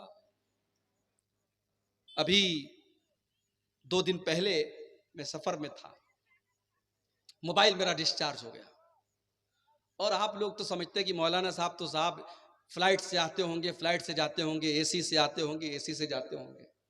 کبھی کبھی مولانا صاحب لوگوں کو بھی کیسا کیسا سفر کرنا پڑتا ہے ہم آپ کو بتا نہیں سکتے۔ 2 دن پہلے میں کلکتہ سے بردمان سے گھر جا رہا تھا، بنارس جا رہا تھا، اور اتفاق دیکھیے ٹرین کا ٹکٹ میں نے بنایا تھا، اے سی کا ٹکٹ بنایا تھا، لیکن چونکہ ابھی ہمارے غیر مسلم بھائیوں کے تہوار کا سیزن چل رہا ہے، ٹرینوں میں بہت رش چل رہا ہے، ٹکٹ میرا کنفرم نہیں ہوا، ٹکٹ کنفرم نہیں ہوا۔ اب صاحب سسٹم آپ جانتے ہیں، اگر آن لائن ٹکٹ بنایا ہے آپ نے اور ٹکٹ کنفرم نہیں ہوا تو اس کا مطلب کہ آپ کا وہ ٹکٹ کینسل ہو جائے گا اور اب آپ وداؤٹ ٹکٹ ہو گئے۔ اب مجھے جانا بھی ضروری تھا، میرا بہت ضروری کام تھا بنارس میں۔ میں نے سوچا چلو بھائی ٹی ٹی سے بات کرتا ہوں. میں نے جنرل ٹکٹ خریدا, ٹی ٹی سے ملا, میں نے کہا ٹی ٹی صاحب مجھے بنارس مغل سرائے تک جانا ہے, کوئی سیٹ آپ مجھے اے سی 3rd کلاس میں, اے سی 2nd میں, اے سی 1st کلاس میں, جتنا بھی پیسہ لگے میں دینے کے لیے تیار ہوں. ٹی ٹی نے کہا بھائی صاحب کہیں کوئی جگہ نہیں, پوری ٹرین فل ہے, میں آپ کو کہیں کوئی سیٹ نہیں دے سکتا. ٹرین کے اندر اے سی ڈبے کے اندر سیٹ خالی تھی, میں بیٹھا, ٹی ٹی نے باہر کر دیا, نہیں آپ اندر نہیں بیٹھ سکتے, آپ کے پاس ٹکٹ نہیں ہے, یہ ساری سیٹیں ریزرو ہیں, آپ اندر نہیں بیٹھ سکتے. ٹرین کے باہر جو دروازے کے پاس جہاں بیسن لگا ہوتا ہے اور جہاں لیٹرین کے دروازے ہوتے ہیں, پوری رات میں نے وہیں پر بیٹھ کر کے پوری رات گزاری میرے بھائی. اور موبائل میں میرے اتفاق سے چارجنگ بھی نہیں تھی, موبائل بھی ڈسچارج تھا, میں کسی سے کوئی بات بھی نہیں کر سکتا تھا. تو وہ رات میرے لیے بڑی بھاری گزری. ایک تو تکلیف جو تھی ہوئی, رات بھر وہاں دروازے کے پاس جو بیٹھنا پڑا, وہیں لیٹنا پڑا, وہ تو جو تکلیف ہوئی. موبائل آج ہماری ضرورت بنا ہے.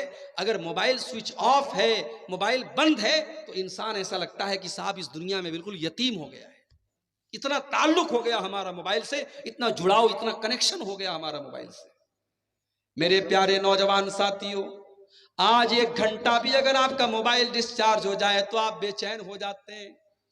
نہ جانے کس کی کال آئی ہوگی, نہ جانے کس کا میسج آیا ہوگا, اور 1 گھنٹہ بھی آپ موبائل کے بغیر نہیں رہ سکتے ہیں. لیکن 24 گھنٹے میں 5 مرتبہ جو اللہ تعالیٰ کے ساتھ آپ کا کمیونیکیشن ہوتا ہے, جو اللہ تعالیٰ کے ساتھ آپ کی بات چیت ہوتی ہے, جو آپ اللہ تعالیٰ کی بارگاہ میں کھڑے ہو کر کے اللہ سے بات چیت کرتے ہیں, ہماری 5 ٹائم کی نمازیں چھوٹ جاتی ہیں اور ہمیں کوئی فرق نہیں پڑتا ہے. ہمارے کانوں پر کوئی جو نہیں رینگتی ہے, ہمارے اوپر کوئی فرق نہیں پڑتا ہے. میرے پیارے ساتھیوں, اللہ کے نبی فرماتے ہیں جس کی عصر کی نماز چھوٹ جائے فَكَأَنَّمَا وُتِرَ أَهْلُهُ وَمَالُهُ, وہ اتنے بڑے نقصان میں پڑ گیا, سمجھو اس کے اہل و عیال خطرے میں چلے گئے, اس کا مال خطرے میں چلا گیا, سمجھو اس کا بہت بڑا نقصان ہو گیا جس کی عصر کی نماز چلی گئی. اتنی اہمیت ہے عصر کی نماز کی. میرے پیارے ساتھیوں, نماز کی پابندی کرو, اور خاص طور سے فجر اور عصر کی نماز کی پابندی کرو. یہ 2 نمازیں ہمیں جنت میں لے کر کے جائیں گی.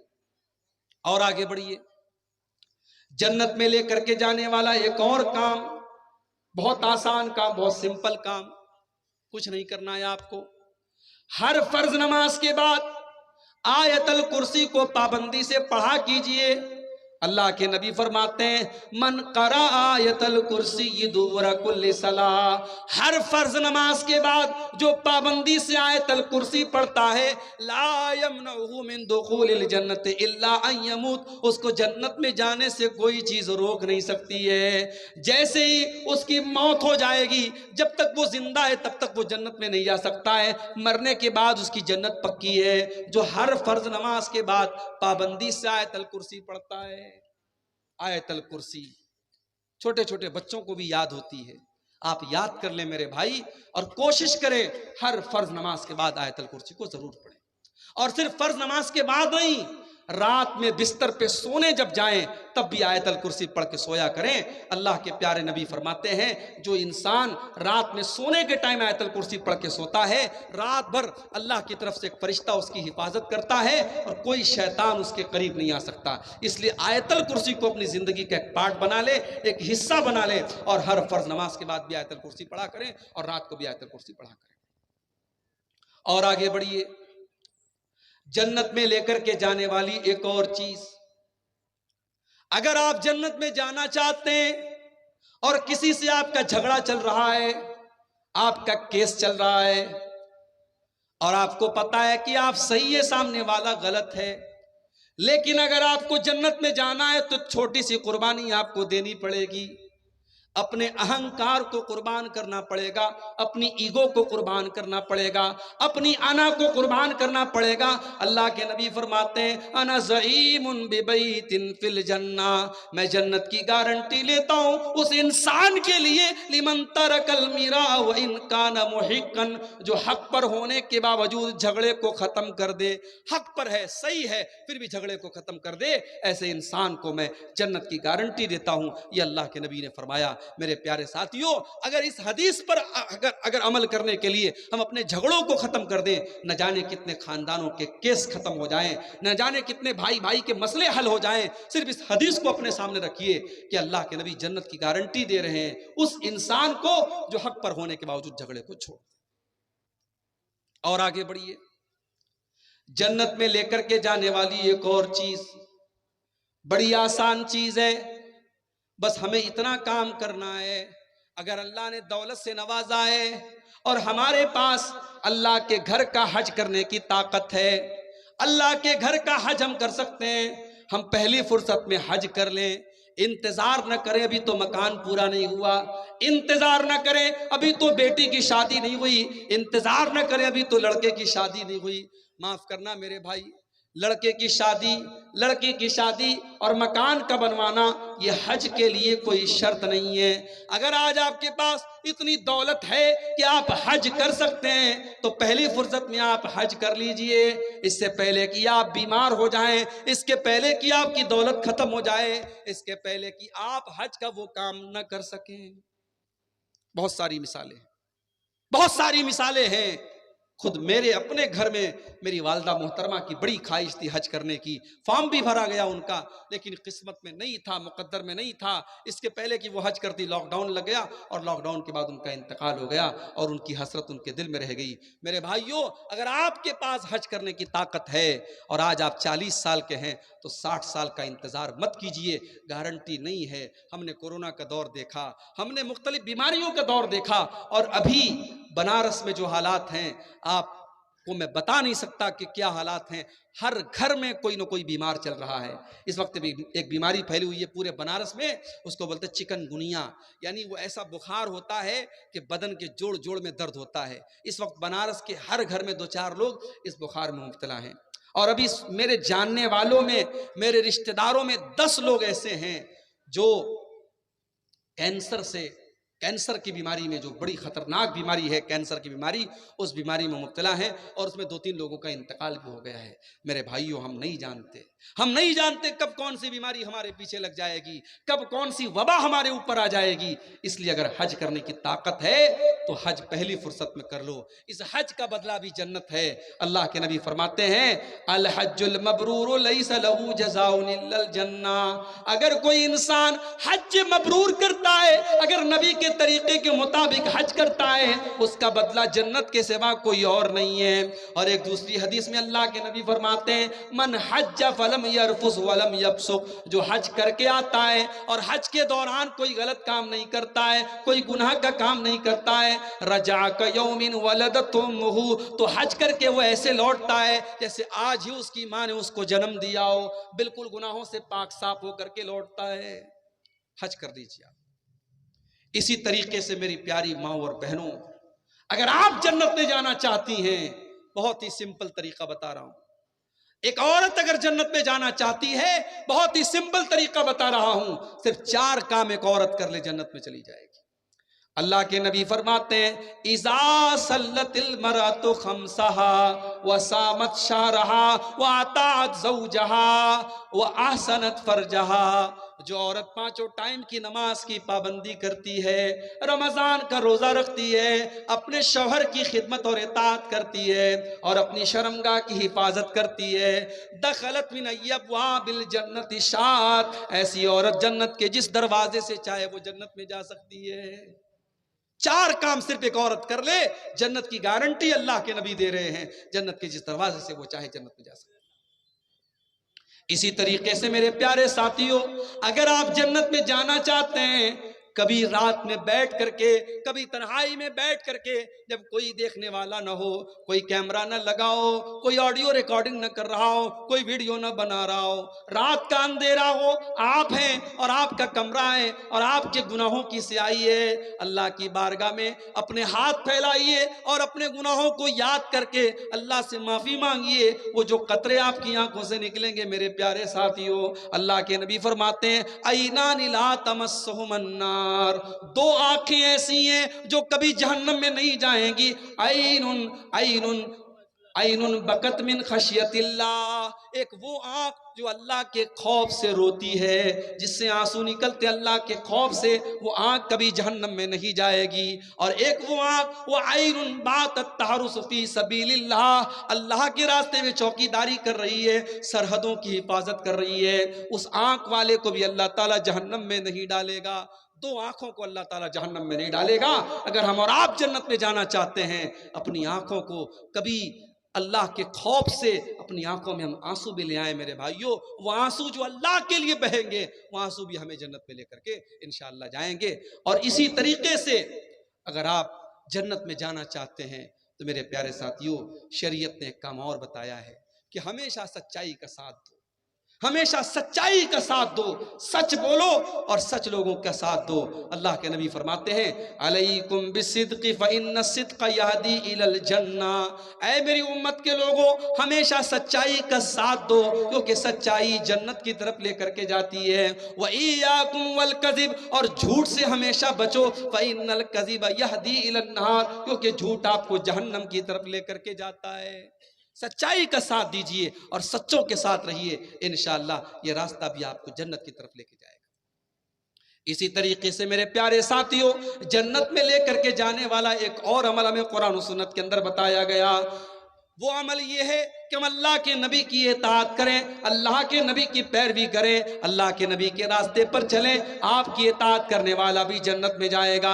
اللہ کے نبی فرماتے ہیں کل امتی یدخلون الجنت الا من ابا، میری امت کے سارے لوگ جنت میں جائیں گے مگر وہ لوگ جنت میں نہیں جائیں گے جن کو جنت میں جانا منظور نہیں ہے، جو جنت میں جانے سے انکار کر دیں گے۔ صحابہ نے کہا اللہ کے نبی وہ کون سے بد نصیب لوگ ہوں گے جو جنت میں جانے سے انکار کر دیں گے؟ آپ نے فرمایا من اطاعنی دخل الجنہ، جو میری اطاعت کرے گا وہ جنت میں جائے گا، ومن عصانی فقد ابا، اور جو میری نافرمانی کرے گا وہ جہنم میں جائے گا۔ جو میری نافرمانی کرے گا سمجھو وہ جنت میں جانے سے انکار کر رہا ہے۔ میرے پیارے ساتھیوں، آج کتنے مسلمان ہیں، ان کے سامنے نبی کی حدیث پڑھ کے سنا دو، ان کے سامنے بخاری کی روایت پڑھ کے سنا دو، ان کے سامنے اللہ کے نبی کا عمل پڑھ کے سنا دو، وہ کہتے ہیں صاحب بات تو صحیح ہے، حدیث تو صحیح ہے، روایت تو صحیح ہے، مگر ہم اپنے باپ دادا کا طریقہ نہیں چھوڑ سکتے، ہم اپنے پیر صاحب کا طریقہ نہیں چھوڑ سکتے، ہم اپنے بزرگوں کا طریقہ نہیں چھوڑ سکتے۔ ابھی آپ کے بہار میں ایک اسٹیشن ہے بارسوئی، بارسوئی سے مجھے جمعہ پڑھانا تھا پاکڑ میں، اور اتفاق سے کوئی ٹرین نہیں تھی تو بارسوئی سے 4 ویلر بک کر کے میں پاکڑ گیا تھا۔ اب وہ جو 4 ویلر والا تھا وہ اتفاق سے ٹناٹن تھا، بالکل ٹناٹن۔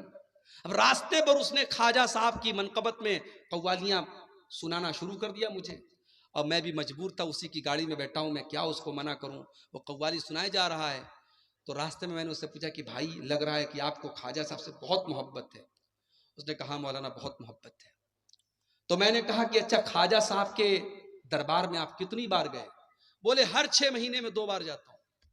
میں نے کہا اچھا حج کتنی بار آپ نے؟ کہا آج تک حج نہیں کیا، آج تک عمرہ نہیں کیا، لیکن خواجہ صاحب کے یہاں 6 مہینے میں 2 بار جاتا ہوں۔ تو میں نے کہا ایک کام کر یار، تو اجمیر میں اپنا گھر بنوا لے، وہیں رہ کر خواجہ صاحب کے بغل میں۔ کہا نہیں، دور رہیں گے تو محبت زیادہ رہے گی، خواجہ صاحب بلاتے اس لیے ہم خواجہ صاحب کے پاس جاتے ہیں۔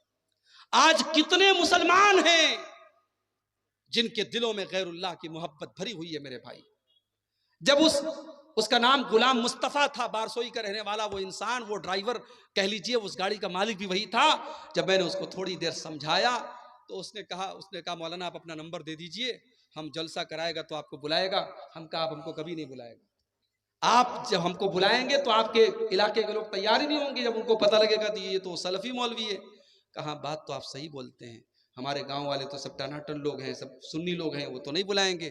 کہا مولانا آپ کی بات تو صحیح ہے، مگر ہمارے باپ دادا کا جو طریقہ تھا ہم وہ طریقہ نہیں چھوڑ سکتے، یہ باپ دادا کا طریقہ ہم نہیں چھوڑ سکتے۔ میں نبی کی حدیثیں سنا رہا ہوں لیکن وہ کہہ رہا ہے کہ میں باپ دادا کا طریقہ نہیں چھوڑ سکتا۔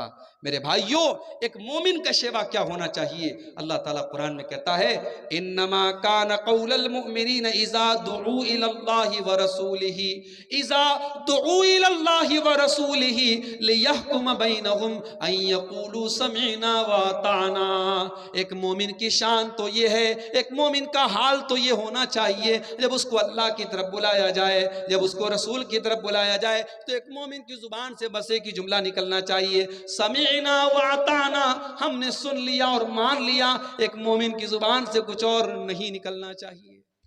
آج ہمارا ایمان کمزور ہو چکا ہے، نبی کی حدیثوں کے سننے کے بعد ہم اس کی تعویلیں کرتے ہیں اور باپ دادا کا نام لے کر کے ہم اس کو ٹھکرا دیتے ہیں۔ اللہ کے نبی فرماتے ہیں جس نے میری اطاعت کی وہ جنت میں جائے گا اور جس نے میری نافرمانی کی وہ جہنم میں جائے گا۔ اور ایک آخری حدیث سنا کر کے، کیونکہ 3:15 کے قریب ہو رہا ہے، ایک آخری حدیث سناتا ہوں، جنت میں لے کر کے جانے والا ایک آخری عمل بیان کر کے میں بات ختم کروں گا۔ میرے بھائیوں، اگر ہم اور آپ جنت میں جانا چاہتے ہیں، ایک بڑا سمپل طریقہ بتا رہا ہوں آپ کو۔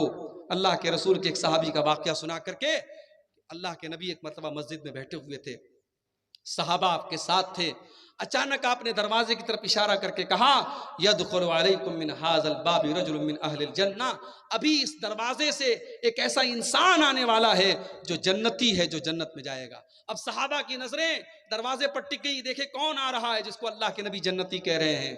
تھوڑی دیر کے بعد ایک انصاری صحابی جو مدینہ کے رہنے والے انصاری تھے، وہ اپنے ہاتھوں میں اپنا چپل اور جوتا لیے ہوئے تھے، وضو کر کے آ رہے تھے، داڑھی سے وضو کا پانی ٹپک رہا تھا، اسی حالت میں وہ آئے اور آ کر کے مسجد میں داخل ہوئے۔ دوسرا دن پھر آیا، پھر اللہ کے نبی نے کہا اس دروازے سے ایک جنتی آنے والا ہے، پھر صحابہ نے اپنی نظریں دروازے کی طرف ٹکا دی، پھر وہی صحابی اسی حالت میں وضو کر کے آ رہے ہیں، داڑھی سے وضو کا پانی ٹپک رہا ہے، ہاتھوں میں جوتا چپل لیے ہوئے ہیں۔ 3 دن تک لگاتار ایسا ہوتا ہے۔ جب 3 دن تک لگاتار ایسا ہوتا ہے تو تیسرے دن ایک صحابی جن کا نام عبداللہ بن عمرو بن عاص تھا، انہوں نے کہا کہ میں نے دل میں سوچ لیا کہ اب میں پتہ لگا کے رہوں گا کہ یہ صحابی، یہ انصاری صحابی ایسا کون سا عمل کرتے ہیں کہ اللہ کے نبی 3 دن تک لگاتار ان کو جنتی کہہ رہے ہیں۔ حضرت عبداللہ کہتے ہیں میں پیچھے پیچھے انصاری کے گھر گیا۔ جب انصاری صحابی اپنے گھر کے دروازے میں داخل ہونے لگے، میں نے کہا السلام علیکم۔ کہا بھائی صاحب وعلیکم السلام، کیا بات ہے؟ کہا میرے باپ سے جھگڑا ہو گیا ہے، میرے باپ سے کچھ اختلاف ہو گیا ہے اور میں نے قسم کھا لی ہے کہ میں 3 دن تک اپنے باپ کے گھر میں نہیں جاؤں گا۔ اے میرے بھائی، میں 3 دن تک آپ کے گھر میں مہمان بن کر کے رہنا چاہتا ہوں، کہ آپ تیار ہیں؟ انصاری صحابی نے کہا کوئی بات نہیں، آپ 3 دن تک میرے گھر میں رہ سکتے ہیں۔ دیکھیں پھر وہی بات آئی، صحابہ کا دل بہت بڑا تھا، صحابی نے ایک بار بھی اپنی بیوی سے مشورہ نہیں کیا، اپنے گھر پتہ لگانے نہیں گئے کھانا ہے کہ نہیں، پانی ہے کہ نہیں، کہا ٹھیک ہے آپ 3 دن تک میرے گھر میں مہمان بن کے رہ سکتے ہیں۔ اب حضرت عبداللہ بن عمرو کہتے ہیں میرا مقصد یہ تھا کہ میں دیکھوں کہ وہ انصاری صحابی ایسا کون سا عمل کرتے ہیں کہ اللہ کے نبی ان کو 3 دن تک لگاتار جنتی کہہ رہے ہیں۔ حضرت عبداللہ کہتے ہیں میں 3 دن تک انصاری صحابی کے مکان میں رہا، ان کی ایک ایک حرکت پر میں نے نظر رکھی، مجھے کوئی خاص عمل ان کا نظر نہ آیا۔ جیسے ہم نماز پڑھتے تھے وہ بھی نماز پڑھتے تھے، جیسے ہم عبادت کرتے تھے وہ بھی کرتے تھے، وہ تو مزدوری کا کام کرتے تھے، محنت کا کام کرتے تھے، وہ جب رات میں آتے تھے تو تہجد کی نماز بھی نہیں پڑھتے تھے، رات میں جب بستر پہ سو جاتے تھے تو فجر میں اٹھا کرتے تھے، ہاں رات میں اگر نیند کھلتی تھی تو سبحان اللہ پڑھ لیا کرتے تھے، الحمدللہ پڑھ لیا کرتے تھے، اللہ اکبر پڑھ لیا کرتے تھے، اللہ کی تسبیح بیان کر لیا کرتے تھے۔ کہا کہ جب 3 دن گزر گیا، میں نے کہا ہے میرے انصاری بھائی، میں نے آپ سے بہانہ کیا تھا، نہ میرے باپ سے کوئی جھگڑا ہوا ہے، نہ میں نے کوئی قسم کھائی تھی، میں دراصل یہ دیکھنا چاہتا تھا، اللہ کے پیارے نبی نے 3 دن تک لگاتار آپ کو جنتی کہا تھا، میں دیکھنا چاہتا تھا ایسا کون سا عمل آپ کرتے ہیں کہ اللہ کے نبی نے آپ کو 3 دن تک لگاتار جنتی کہا ہے۔ میرے پیارے ساتھیوں، انصاری صحابی کا جواب سنو اور ذرا اپنے سینے پر ہاتھ رکھ کے سوچو کیا یہ چیز آج ہمارے اندر موجود ہے؟ انصاری صحابی نے کہا اے میرے پیارے بھائی، میں کوئی خاص عمل نہیں کرتا، کوئی ایسا عمل نہیں کرتا جو تم نے نہ دیکھا ہو، لیکن ہاں ایک چیز میرے اندر ہے، ہو سکتا ہے کہ اسی کی وجہ سے اللہ تعالیٰ نے مجھے یہ مقام دیا ہو۔ لا اجد فی قلبی غشا لأحد من المسلمین، میں اپنے دل میں کسی مسلمان بھائی کے لیے دھوکہ نہیں رکھتا، میں اپنے دل میں کسی مسلمان بھائی کے لیے دھوکہ دھڑی نہیں رکھتا، میں کسی کو دھوکہ نہیں دیتا۔ ولا احسد احدا علی نعمت انعمها اللہ ایاہ، اور میں کسی کو اللہ تعالیٰ کوئی نعمت دیتا ہے تو میں حسد نہیں کرتا، میں جلن نہیں کرتا، میرے دل میں نہ حسد ہے، نہ کینہ ہے، نہ کپٹ ہے۔ ہو سکتا ہے اسی کی وجہ سے یہ مقام ملا ہو۔ حضرت عبداللہ نے کہا اسی کی وجہ سے تم کو یہ مقام ملا ہے۔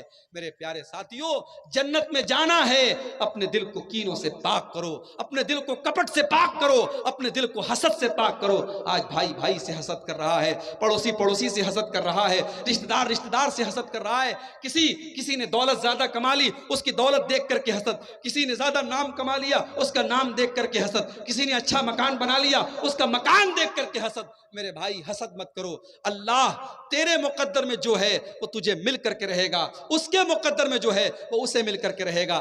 آپ کے حسد کرنے سے آپ کا نقصان ہے، اس کا کوئی نقصان نہیں ہے۔ میرے پیارے ساتھیوں، یہ چیز بھی اگر اپنے اندر ہم پیدا کر لیں، اپنے دل کو پاک اور صاف کر لیں، تو انشاءاللہ جنت میں لے کر کے جانے والی یہ چیز بھی ہے۔ میرے عزیز بھائیوں، میرے بزرگوں، آج ضرورت اس بات کی ہے، جنت میں لے کر کے جانے والے مختلف اعمال میں نے آپ کے سامنے بیان کیے۔ یہ اعمال صرف بیان کرنے کے لیے اور صرف مزہ لینے کے لیے نہیں ہے، یہ چیزیں اپنے اندر ہم پیدا کریں۔ میں نے توحید بیان کی، ہم اپنی توحید کی حفاظت کریں۔ میں نے اپنی شرمگاہ کی حفاظت کی بات کہی، ہم اپنی شرمگاہ کی حفاظت کریں۔ میں نے زبان کی حفاظت کی بات کہی، ہم زبان کی حفاظت کریں۔ میں نے تقویٰ کی بات کہی، ہم تقویٰ اپنے اندر پیدا کریں۔ میں نے مہمانوں کو اور غریبوں کو کھانا کھلانے کی بات کہی، وہ جذبہ ہم اپنے اندر پیدا کریں۔ یہ جتنی باتیں بیان ہوئی ہیں، ان پر عمل کرنے کی ضرورت ہے۔ میرے پیارے ساتھیوں، اللہ قرآن میں کہتا ہے وَمَنْ أَرَادَ الْآخِرَةَ وَسَعَى لَهَا سَعْيَهَا وَهُوَ مُؤْمِنٌ، کہ جو آخرت میں اپنا گھر بنانا چاہتا ہے، اسے کوشش کرنی پڑے گی، اسے عمل کرنا پڑے گا۔ صرف آرزو کر لینے سے اور تمنا کر لینے سے اور چاہنے سے آپ کو جنت نہیں ملے گی۔ یہی چند باتیں تھی۔ آئیے ہم اللہ سے دعا کریں، رب العالمین ہم نے جو باتیں بیان کی ہیں، اور آج اس جلسے میں آپ مغرب بعد اور عشاء بعد سے پروگرام چل رہا تھا، جو باتیں آپ نے علماء کی زبان سے سنی ہیں، رب العالمین ہمیں ان سب پر عمل کرنے کی توفیق عطا فرمائے۔ رب العالمین ہمیں سے جو بیمار ہیں ان کو شفائے کامل عاجل عطا فرمائے، جو روزی روٹی سے پریشان ہیں اللہ ان کے کاروبار میں برکت نصیب فرمائے۔ ہمارے مظلوم بھائی جو فلسطین میں جن پر ظلم و ستم ہو رہا ہے، اللہ ہمارے ان بھائیوں کی مدد فرمائے، اللہ ظالموں کو ان کے انجام تک پہنچائے، اللہ ہمارے وطن ہندوستان کی بھی حفاظت فرمائے، اللہ ہم سب کو پانچوں ٹائم کا نمازی بنائے، رب العالمین ہمارے مال میں ہماری صحت میں برکت عطا فرمائے، رب العالمین ہمیں جب تک دنیا میں زندہ رکھے اسلام پر زندہ رکھے، اور ہم سب کا خاتمہ ایمان پر ہو، آمین۔ وآخر دعوانا الحمدللہ رب العالمین، والسلام علیکم ورحمۃ اللہ وبرکاتہ۔